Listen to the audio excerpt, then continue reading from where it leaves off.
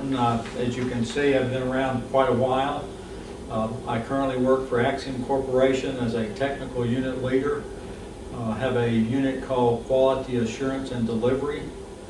I've worked for Axiom for soon to be 14 years and still having fun doing software development. All right. Going back a little ways, what do you think was your first encounter with a computer? Well, I grew up in a small town in southeast Arkansas, and I would have to say I was somewhat insulated from the real world.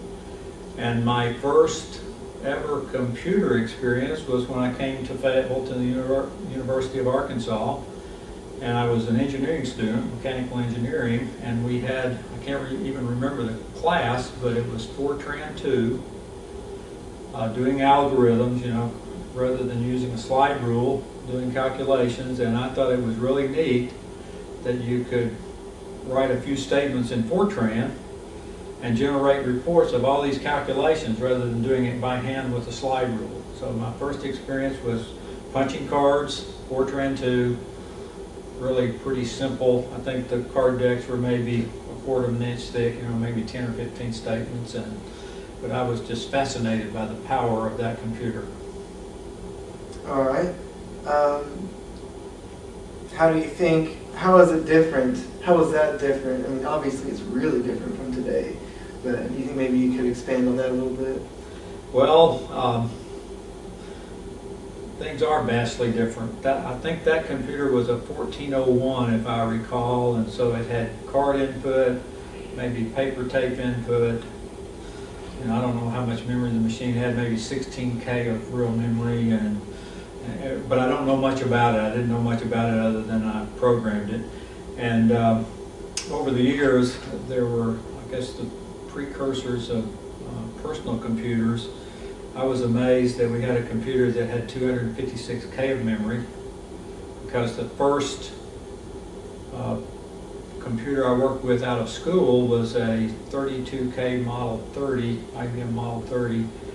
And I remember when we upgraded it to 64K, I thought, man, how would you ever use more memory than that in a computer? And so 10 or so years later, 256K, and now you can hold, you know, 2 gigabytes of memory on your little USB thing. And so disk space, computer memory, processing speeds are just, thinking back to then, unbelievable. It's unbelievable what you can do, today. All right.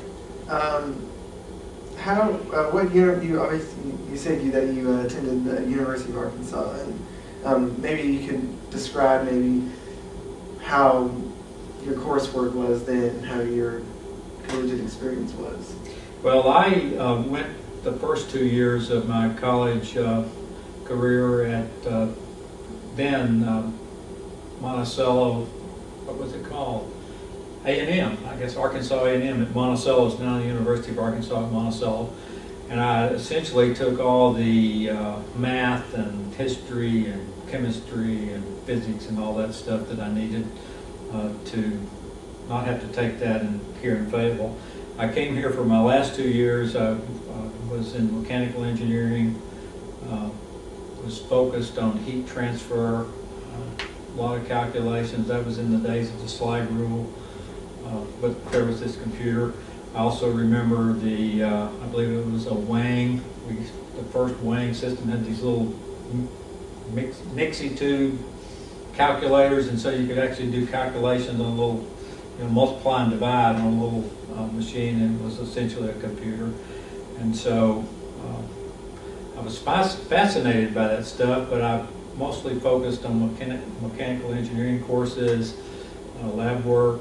I actually worked part-time for the mechanical engineering department. Worked with graduate students, so got to build some things and see what they did. But mostly not computers. I was really learning engineering, but then used computers. Mm-hmm. Okay, so when did you finally decide, or when did you decide to go into computing? Well, maybe I was lucky, is the way I would say that. I was working on my mechanical engineering degree. I got married before getting out of college, and my wife also from Arkansas.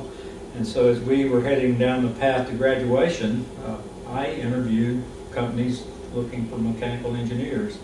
And so I went to Baton Rouge, Louisiana. I went to Lexington, Kentucky. I was invited to Wichita, Kansas Aerospace Industry, and Seattle, and I can't even remember where all these places were.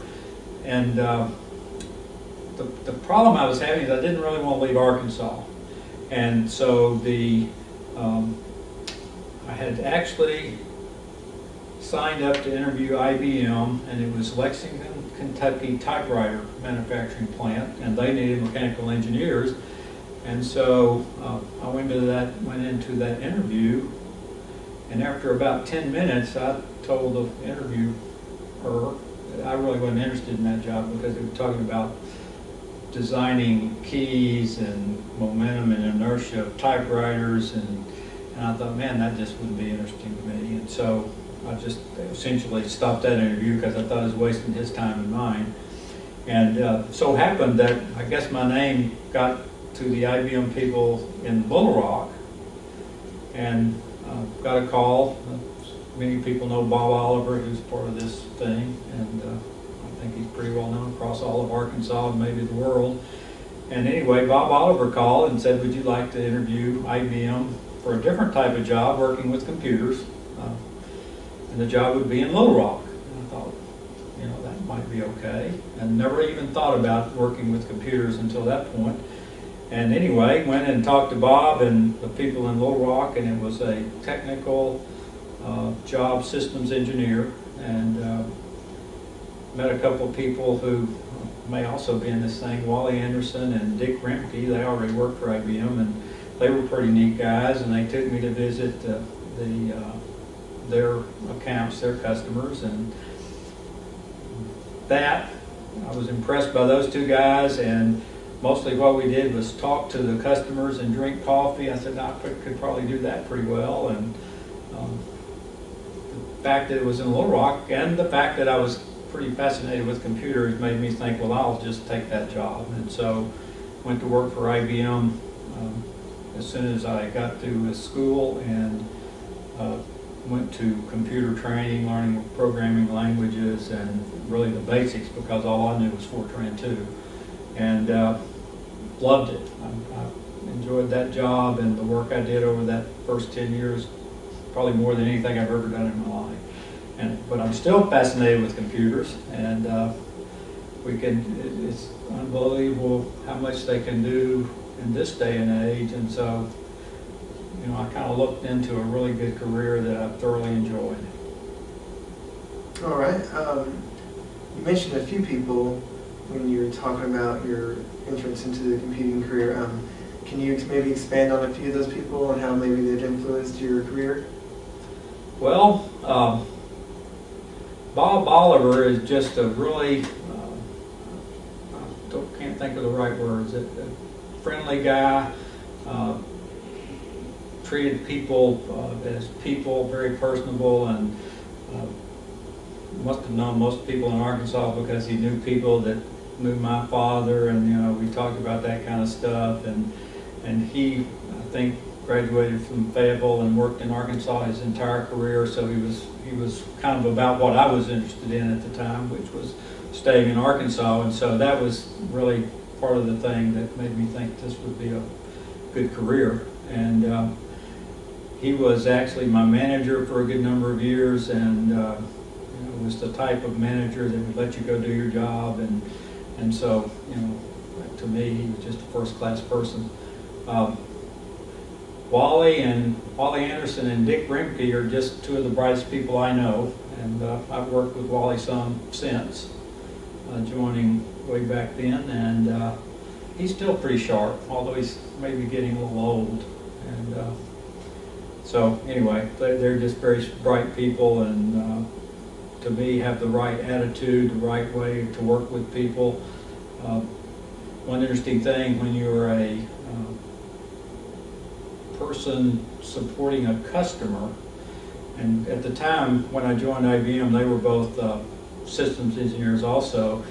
What you need to do is get the customer to do a lot of things that they may or may not want to do, but your job is to influence or sell or convince them to buy equipment, to install equipment, to implement applications that use the computer. The goal to use that up so you need more, obviously, and to benefit the customer. And so being good at that, which they were, is also what it takes, I think, to be a good leader.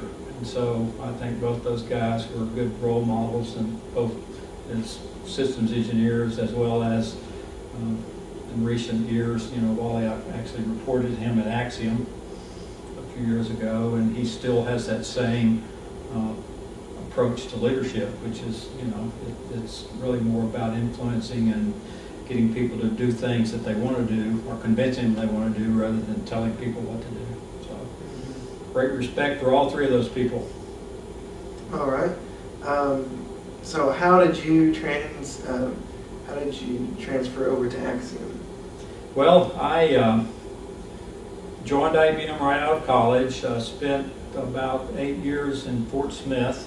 And it was a sub-office at the time, and I was a systems engineer and helped many of the IBM customers, and this was in the 1970s, install new computers or upgrade their computers. This was the days of the virtual operating system, so everybody was moving to virtual operating systems. So I worked with most of the customers doing that, as well as some that were installing small computers. Decided I ought to do something different, and so took a job in Dallas. This was in 1979, I guess. And so worked in staff positions, and became a manager in a development organization at IBM in Dallas, and so spent about 15 years there. And the draw back to Arkansas was still there. So families were all here, and kind of wanting to come back to be closer to home as our parents aged. And so many people at Axiom I had known in the early days of IBM, and so I called them up one day and said I'd like to come and talk about a job, and they invited me in, and in 1993 July I joined Axiom and have had a great time ever since. All right. You mentioned the virtual operating system. What era was that in? Well, this was, I guess I think back to the Model 30s and 40s and all these things, and that was when, you had maybe 64 or 96 or 128K of real memory, and all the software had to be loaded within that memory. And the virtual operating systems, let me see if I can remember when that was announced by IBM. I think 1975 or 6. That was where you were able to, in fact, have larger programs and only load into memory with the operating system control what was actually being executed. And so gave more capability. You could write larger programs. This was the beginning of, I think, the more in servers. You talk about how many megabytes a program is versus 4K, for example. And but anyway, that was the beginning of really more capable software. The interesting thing is the systems had to get bigger to run it, so there was a lot of upgrading of the mainframe computers of the day, and it was in the 70s a lot of IBM customers started implementing online real-time systems, and so I was very much involved in that. And virtual storage helped, with larger and larger memory footprints. And so anyway, I learned a tremendous amount and had a great time learning about all those things, and that occurred during the 70s. All right. Can you possibly say maybe a little bit about your position at Axiom? Sure. I'm a technical unit leader, and so in effect I'm in a software development organization, and have today I'm responsible for quality assurance and delivery. So there are, I think, more than 50 people in my unit. I had trouble keeping up with that sometimes. Maybe I can claim that on age. But we have the QA group, so that's testing and quality assurance. We have tech writing, and actually we functionalize within this development unit. So all of QA, all of tech writing. We have a systems administration team, so they administer the systems that we use for development and testing. We have a systems engineering team that is doing research on latest technology, but we actually choose the configuration and what speed processors, how much memory, what type of all the really nitty-gritty technical details of these grid computers that we use. So they're into that, and as well as storage, how to connect storage. Are we going to what type of array? All those technical terms that I don't necessarily know what all they mean, but they do that. Have a legal guy. What else? I have a security team that's really more responsible for making sure we don't write software that can be broken into. So they do scans of our environment and identify issues. They're going to do software reviews, design reviews, and penetration testing and all that kind of stuff. And let's see. I think I'm forgetting somebody, but that's essentially it. All right. I guess going back, since this interview is supposed to be more like in the past, how do you think maybe the people, your leaders at IBM, or maybe you or some of the other peers helped pioneer getting the computing industry started in Arkansas or in the area? Well, I graduated and joined IBM in 1969, and a pretty significant announcement soon after I started working for IBM was the System 3, which was a low-cost, fairly simple to install and operate computer. And so there were many of those systems sold and implemented in Arkansas, and I had dealings with a good number around the Fort Smith area. So that kind of started the smaller companies using computers in the 70s. The move to, I guess, more information, it was sort of, in my view, the start of the information age. So many of the customers I dealt with were looking at doing online systems. The bank in Fort Smith started looking at what they call customer information system, which was really, and this is one of the focuses of Axiom today, but it was really about understanding your customers and what relationships they had with your business. And so it was tying together the different applications within your computer to know that, Reed Thornton had in the banking industry, I had a checking account, a savings account, I had 3 loans and whatever I had with the bank. And they wanted that online so that if, when you came to maybe you wanted another loan or you wanted some service at the bank, if you had control over, maybe you were the president of some company that they dealt with, they wanted to know all the relationships so they could treat you correctly and continue to grow their business. And so all those things were happening. Hospitals wanted, online admitting, for example. That's one of the applications we installed. And so it was all about gathering information, gathering it as quickly as you can, and then having access and easy update to know about your customers or your patients or whatever. And so just fascinating growth in applications, and therefore the computers that required to work them, the disk space you needed, performance was a big deal, especially with the real-time stuff. And so I'm not sure I answered your question, but that's kind of what was happening in those days. That's what you were doing in IBM? I was working on all those things. Okay. In Fort Smith, Arkansas. Did you work more? You worked more in the software development area rather than kind of going out and selling. Well, the systems engineering job was supported sales, but often what happened during that time was you worked with the customers. If a new computer was installed, you had to work with the customer to get it implemented and doing whatever applications they bought it to to perform. If there was already an existing computer, you were working with the customer to help develop new applications to, like, let's install this online system and help do that. And in effect, that increased their capacity needs, increased the use of the computer for value to their company, and so they needed bigger and bigger computers and more storage and more application programmers. And so it was all about growing the use of computers and providing value to the business. But to IBM, it was about doing all those things to sell more equipment or software services or software. All right. I never considered myself a salesman, though, Mm-hmm. but that's in effect what everybody was doing. It was indirectly selling. Oh, good. How long have we gone, do you think? Well, how about we go about another 10 minutes, because I need to go to the airport. Okay. Or we can stop now. I think we've been about 20 or 30 minutes, maybe. Okay.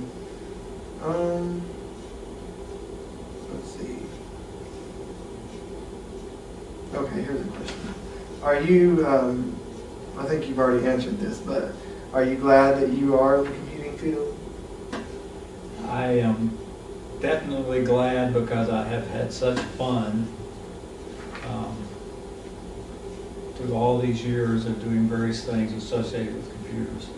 And as I said earlier, those first years, it was just fascinating to me and fun to learn all the new stuff and to be successful at getting it implemented at customer sites. And I used to get irritated with the customer if they wouldn't work on weekends, for example, because I just, anytime I could get access to a computer, I wanted to be there. And so somewhat to the detriment of time with the family. I just really enjoyed those times. Throughout my career, I've enjoyed all the things I've done. I became a manager lots of years ago. I have to think, I guess 1982, so 25 years ago. And it was interesting when I became a manager. I kind of struggled with that for a while, because I was used to doing things myself. And I kind of missed the excitement and fun of having something work, because my job now was to work with people, and people are a little different than computers. But anyway, over the last 25 years, I've learned to enjoy seeing the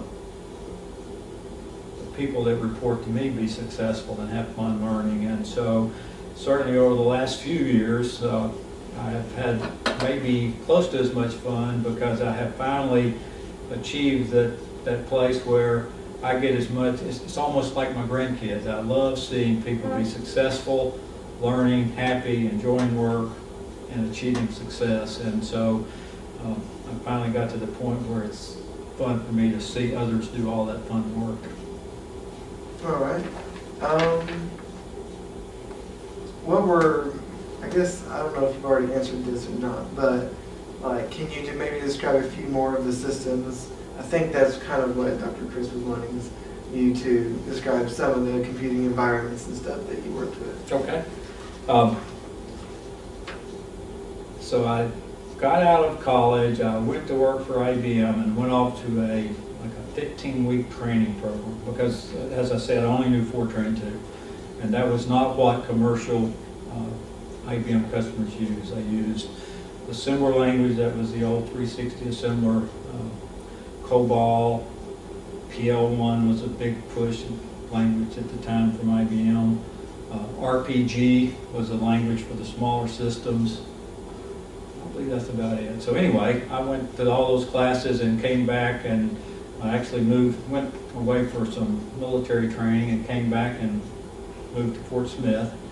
And some of my early implementation were on these System 3 computers, which were brand new and low cost and were being installed in lots of smaller businesses. And so that was RPG, and did a good bit of RPG programming, because I wrote application code to help get those systems working. Arcola Sand and Gravel in Fort Smith. I worked with them on some applications. A company that's no longer in business, I believe, Berry Dry Goods, which Artie Berry was a good friend of Charles Morgan, who's the CEO, company leader of Axiom. And the first complete installation, which meant we sold the computer, I wrote all the application code helping a person that Berry Dry Goods had written. Charles had designed the system for his friend Artie, and so it was my job to implement that, and so we implemented that System 3 Model 6. You have to go back in history to see what that really was, but that System 3 Model 6 at Berry Dry Goods. And the guy that they got to help me was, I believe he was an Oklahoma person, not to say that people from Oklahoma are bad, but he didn't have much experience with computers, and so we had a number of interesting things. And one of the really funny things I remember is he called me one day and he said, there's a problem with the disk drive. And so this system had a fixed disk, so there was a disk inside you couldn't get out. And then it had a removable disk. And these were 2.5 million character capacity disks. But the disk was about 13 inches in diameter and about 2.5 inches thick. And he said, well, it won't read that disk. I said, okay, well, what about the backup? He said, it won't read that one either. Well, what happened? He said, well, I put the first one in, it didn't work, so I took it out and put in the second one. And so what had happened is the mechanics had messed up, and he had destroyed our production disk as well as the backup. But he wouldn't give up trying to make that. That was at Berry Dry Goods. At First National Bank, as I said, they had a Model 30. This was in 1972, I guess. And they had a 32K Model 30, and they basically did batch processing. And the salesman at the time, Larry Davenport, who I think is also in this deal, sold them this customer information file. And so they were going to put in an online system and know all about their customers, and so I got involved in that. And like I say, we upgraded their computer from 32 to 64K and started writing an online application in a 64K computer. This was the early days of online systems, and not long after that, CICS, Customer Information Control System, the early stages of that product came out from IBM, and so we switched to that. And I believe they ordered a System 370 135 with 96K of memory, and I thought, how will we ever need more than this? And you know, within 3 months we need more memory. But anyway, implemented various online applications at the bank. Larger computers, 145s. Much of the work was implementing DOS, DS, disk operating system, virtual storage, and so everybody that had a mainframe eventually implemented that with newer computers. And what else did we do?